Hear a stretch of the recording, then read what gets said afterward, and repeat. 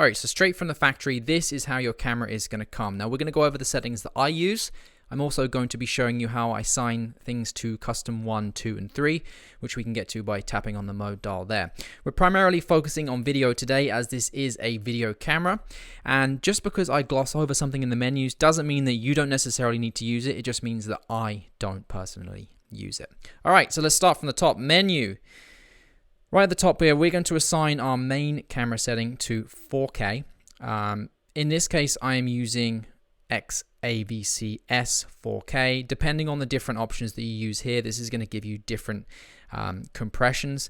And they're going to be a lot easier or a lot harder to edit with, and you're probably going to need to use proxies. If you're using this one, chances are you're probably going to be using proxies as well. So for file format, XAVC-S 4K. Movie settings, I like to use 10-bit color. We're going to go 24 frames per second. And then 100 megabits, 422 10-bit color. So that gets me most of my color. S&Q settings, I don't touch. I don't use S&Q. If I want to do slow-mo, I will change the camera to a slow motion setting myself. Proxies, I don't use within the camera, nor do I use either of these. This is where you do format your memory card if you wanted to do that. And then record media settings. So the way I have mine set up is simultaneous photo and video. So I'll click on that one. That means that when you're recording something, obviously you've got 2 card slots on here. If you, whatever is recorded to slot 1 also gets recorded to slot 2. That gives you a backup. If you're shooting professionally, this is what I would advise to do. If you would rather have it set up so that you, once card slot 1 fills up, you can go to card slot 2. You can do that, but that's not my preference in doing it. Hey, yeah, intermission, Chris here. So listen, a lot of you don't subscribe to this channel. You continuously watch the videos every week, which I'm thankful for, thank you.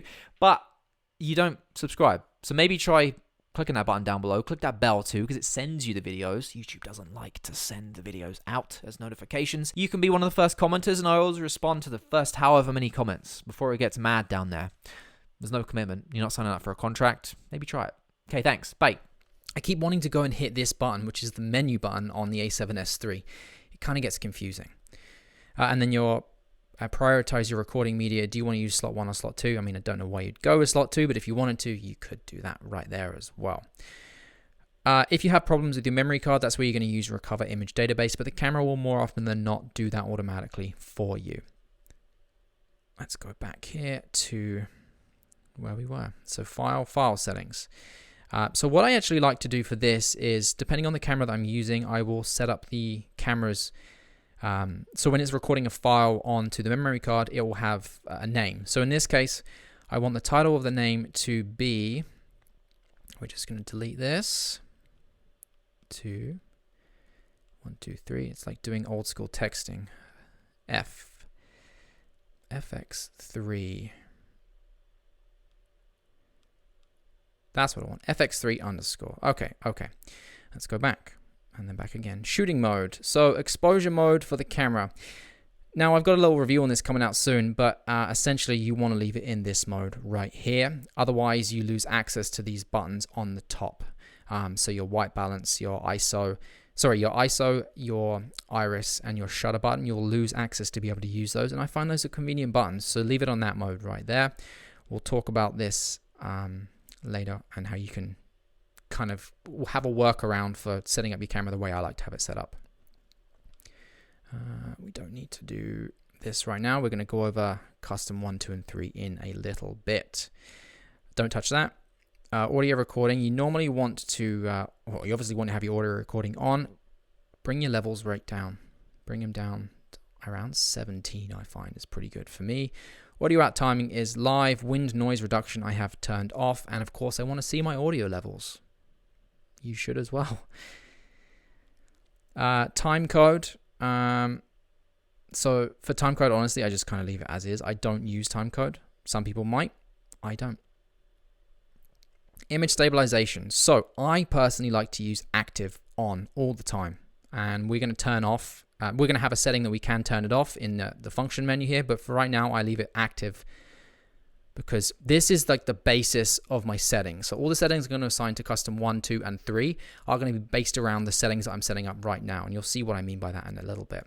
Zoom. So we want to change the optical zoom range to clear image zoom. That means I can use on the top here the zoom rocker for clear image zoom, which is really useful.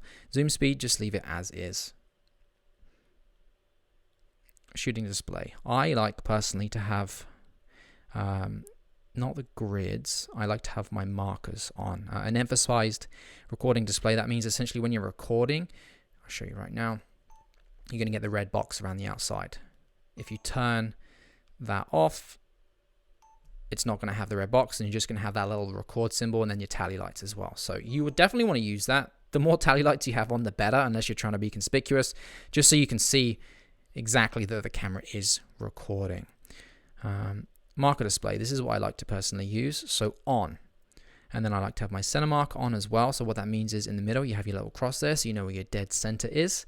And then for your aspect ratios, I like to use, I think it was this one. Nope, not that one. That one. Okay. Just my preference. You might have a different one. Safety zones is going to give you another little box as well if you wanted it. So you see how there's a box there now too. You can, of course, turn that off and then you lose the box. I don't need that, but you might.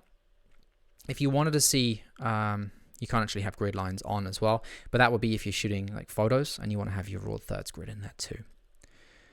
So let's go to the next option. Are we at the end of that? I believe we are. Yes. Okay. So exposure. Auto slow shutter I leave to on. ISO just set to 100, and then just leave that to 40 to 409,600 unless you have a range limit that you want to personally change. I don't ever touch this. I don't ever touch this.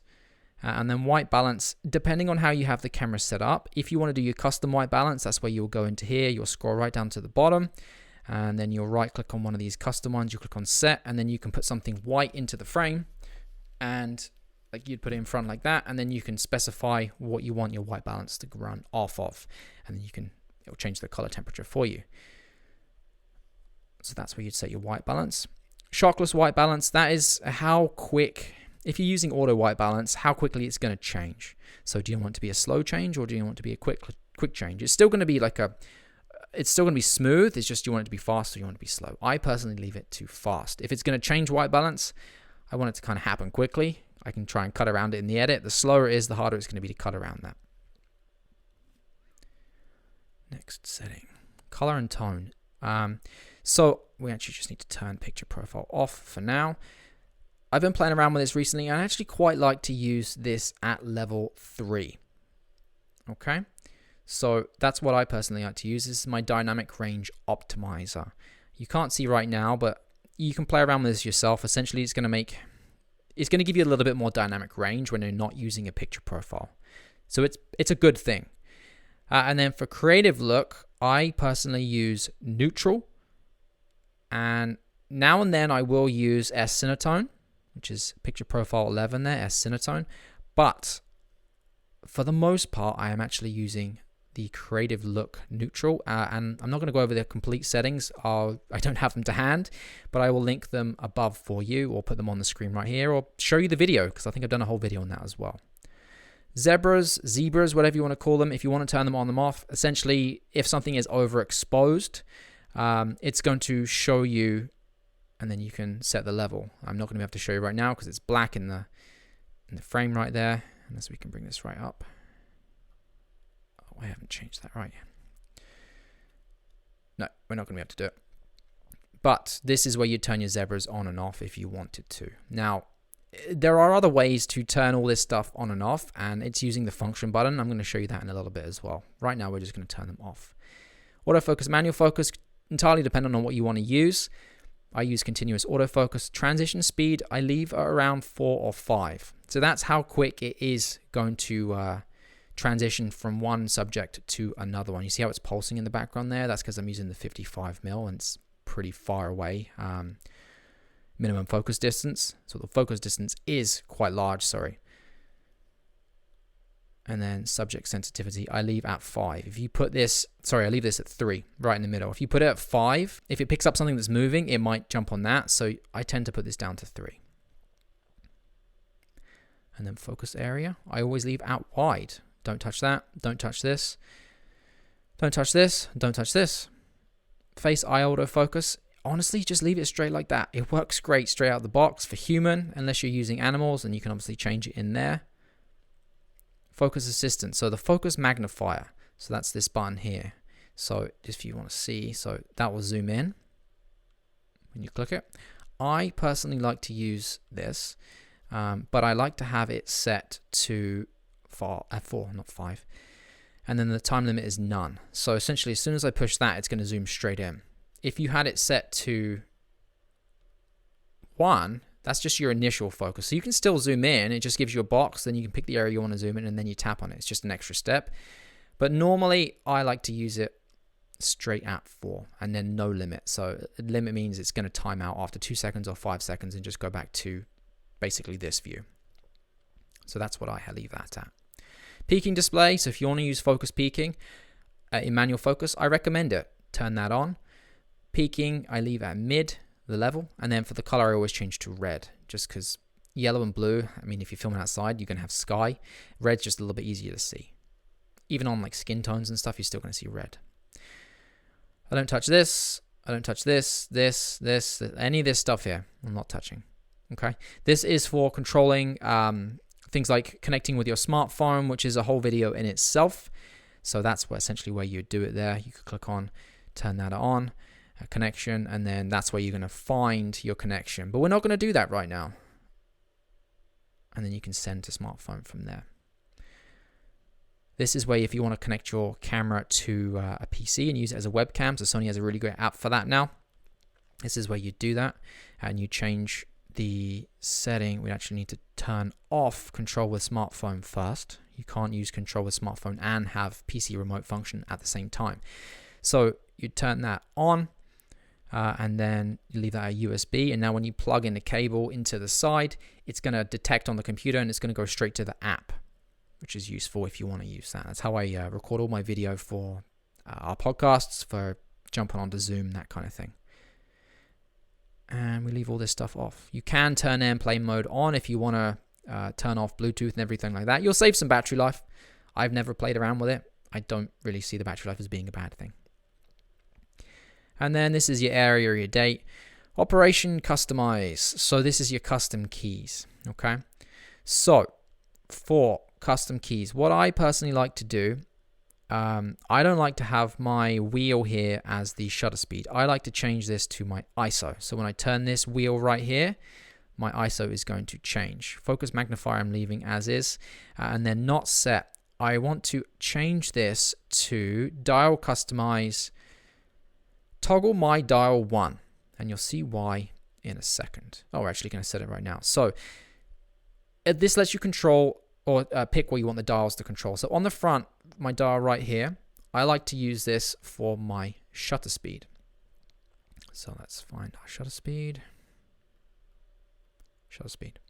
Rear dial I like as my aperture, right there. And then control wheel I like as my ISO. So that's now assigned to custom button 4. So what that means is, right now you see AV, ISO, ISO right there. If I push this button, it's going to pull my custom button 1. Sorry, my custom dial 1. So now I have those settings available quickly at the push of a button there. And the reason that we have to do it that way, remember I said earlier about this one? If you change this to that, you lose access to your ISO buttons, your iris buttons, and your shutter buttons there. So they no longer are lockable. So if you leave it on that, now you can still use your ISO buttons. So you see how it locks the ISO there. I don't know if you knew that's what they would do. So if you push the ISO button, it locks the ISO, so you cannot change it. If you push the iris, it locks the iris button. See how it's AV there, the little stop symbol? That locks that, so you can't essentially change the aperture on the camera. If you were to have this set to that, now I try and push the button. You see how it's disabled? It won't work. So if you want to have full control over your dials to have it the same as me, so shutter speed on the front, aperture there, and ISO there, and be able to use these buttons on the top, the only way is to set this to flexible and then have that set of custom buttons pullable there from custom button 4. That's just the way that I've kind of figured out how to do this. Okay, so we were right here. So custom buttons. Okay, so my shutter speed, I want to change this to my ISO. Focus magnifier, toggle my dial 1. Great, that's all set up. I actually don't have a reason to use that one. I actually quite like being able to just push display and cycle through the different display options that it gives you. So I like that on there. That's why I don't have custom button, well, that the up button on the D-pad there assigned. 2 is zebras on and off. 3 is peaking on and off. These are great little things that the FX6 obviously has written on the camera, so it's easier to remember those. And then this is for my shutter control. If you click and hold that, you see how this is now flashing with an A next to it? That means it's now on auto shutter speed. If you click and hold it again, that will revert back to just regular, and you can assign it yourself. Yeah, we've done those. Then the same thing for up the top here. So my iris, if you click and hold that, your iris is going to go to automatic, which is your aperture. If you click and hold it again, it goes back to not automatic, and you can assign it yourself. And then the same thing for your ISO as well. It does the same thing. If you click and hold the ISO button on the top there, you now have auto ISO. If you click and hold it again, it goes back to manual ISO.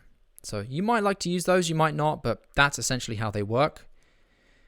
And then your focus mode, and then obviously your big movie button, which you probably aren't going to want to change from recording, because that's a beautiful button to have right there. It's big, it's a tally light, very convenient. And then function menu settings. So this is where you can set up different things that you like to use in essentially your quick menu. So if you push that, you see you have a bunch of different settings on here. I like to assign these to specific things, and I'll show you right now what I like to have. Now, we're not going to change it for photos, we're just going to change it for video. So for video, I like to use, where is it? White balance for that one. So now if I go into there, you see how it says white balance, so I can change that. That's essentially what you're doing right here. You are changing all of these so that when you go back into that button, they now change there. So let's go back and change the other ones again. So for the second one, I like to use for my audio controls. So if I realize that my audio is too quiet or too loud, then I can change that. Audio recording levels. So now those are there. And then for the third one, I personally like to have this set to, I'm just copying what's on my A7S III right now, so it's the same settings. And I'd recommend you do the same, so it just makes it a little bit easier if you run with both cameras. So I actually changed this to my creative look. And then the next one I change to, where are we? Color and tone. The next one I change to my picture profile. And then this one I change to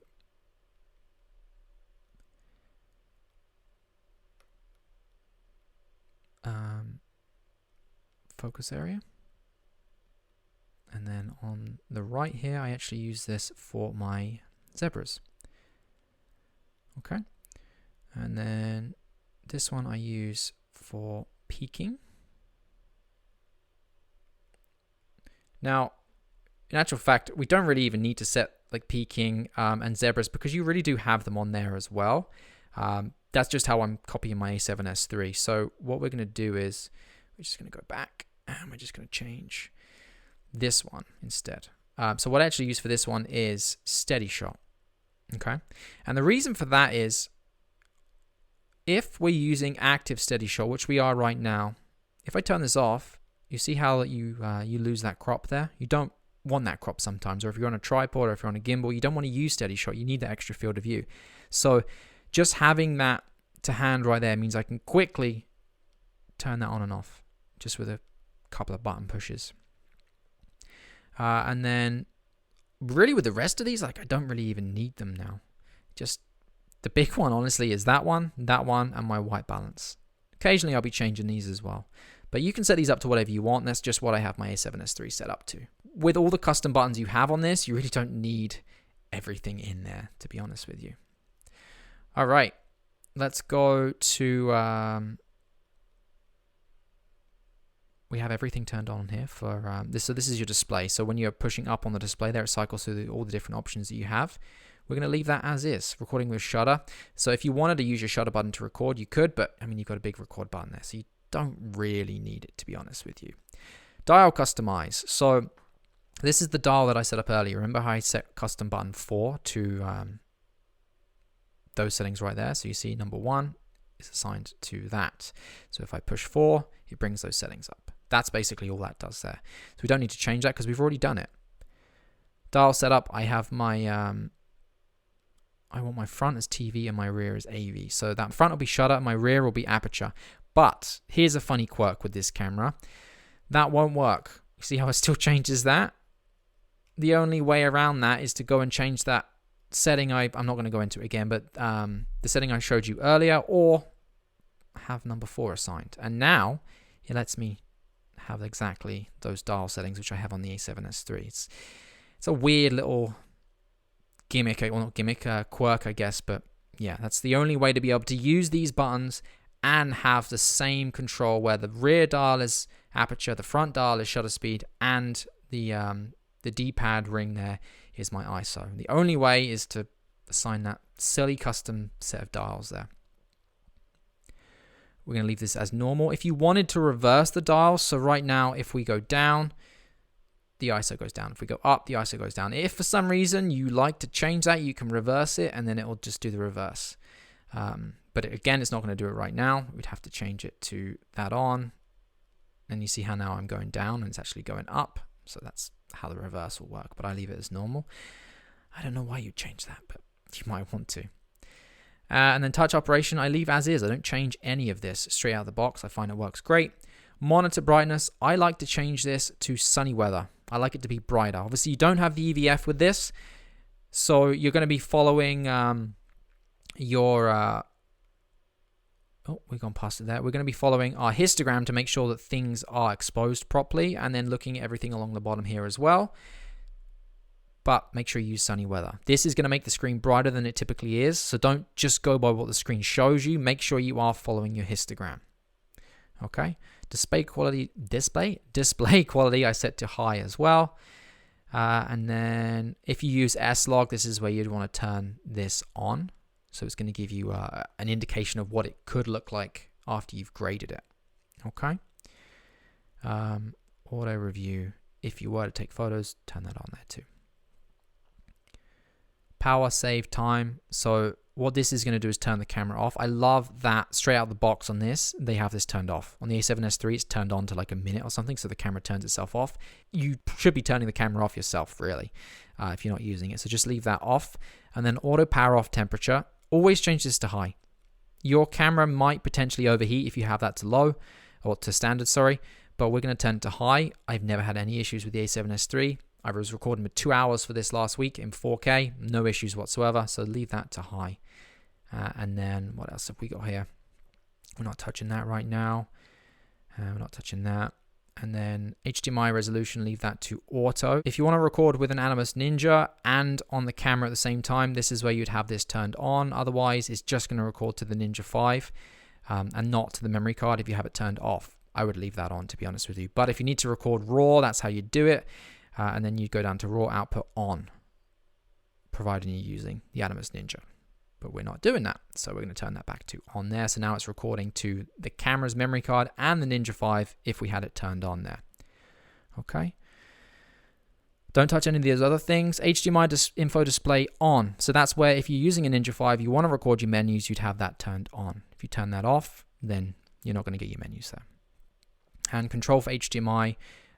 If you are using a Ninja 5, you can hit record on the Ninja 5 and it will record on the camera at the same time, and then vice versa. And for all of these, so recording lamps, so these are your tally lights. Leave all these on unless you want to specify only the front off or all on or all off or whatever you want. I like them all on. I like to be able to see everything flashing here, here, here, here when it's recording. It's just convenient for me. Fan control, I leave this to off in record. So the fan's not going to run, even though it's super quiet, it's not going to run when you are you're recording there. It'll just kick in once you've stopped recording. Leave that off, leave that as is, don't touch any of these. And you'll see there that I'm running the latest firmware, which just came out on the 21st of April, I believe. And version 2 of the firmware for the 55 There could be a newer version of that. I have no idea. So that is all the settings there. Just a real quick, raw go through of everything that I use. Now, in terms of setting up modes 1, 2, and 3, this is where your base settings, so what we're using right now, is going to come in handy. So we're just going to turn those menus on. We're going to put our aperture down to f2.8. And shutter speed is 50. And then ISO is 400 in this case, okay? You could drop your ISO down to your base for what we're using right now, which would be 100. We want to assign this set of settings, what we're using right now, everything here, everything that's on the camera, all these settings, we want to assign this to custom 1. Okay, so the way to do that is to go to menu and then go up to shooting mode, camera set, 1, 2, or 3. So if I click on 2 right now, it's going to save all these settings to custom 2, 3, it's going to go to custom 3, but we're going to do it to custom 1. Okay? So now, what I'm going to do is change these settings so that it would be the same settings that I'm using, but for 60 frames per second. I obviously need 1/125th, f2.8 still, and then everything else is the same. Apart from, we now need to change the image quality. Still need to be 4K, but now we're going to go 60 frames a second. And you could go 8-bit if you want, but I like to go 10-bit. And then we go back to menu, and then we go down to shooting mode, camera set, and now 2. Okay, and then I'm going to do the same thing for number 3. So now for 4K 120, we're just going to change file format, same for that, and then we're going to go 120. But for now, for this, we need to do 1/250th of a second, and we're going to raise the ISO a little bit more. Now we're going to go back. Don't hit mode because that will reset everything. You'll go back to the previous set of settings that you had. So now go to shooting mode, camera set, 3. So now you'll see that shutter is 1/250th, f2.8, ISO 800. All the other settings are the same, with the exception of one, which is you don't have the ability to use active steady shot. Okay? And that is pretty much it. That is how I set up my camera. Quickly go between modes. You have 1, 2, and 3 there. Just push mode, push the one you want. It shows you the settings. Click on it, take you straight to it. The other way around it is to go mode, click on that one, and then just push the shutter. It takes you straight to the settings as well. But that is how I set up my FX3.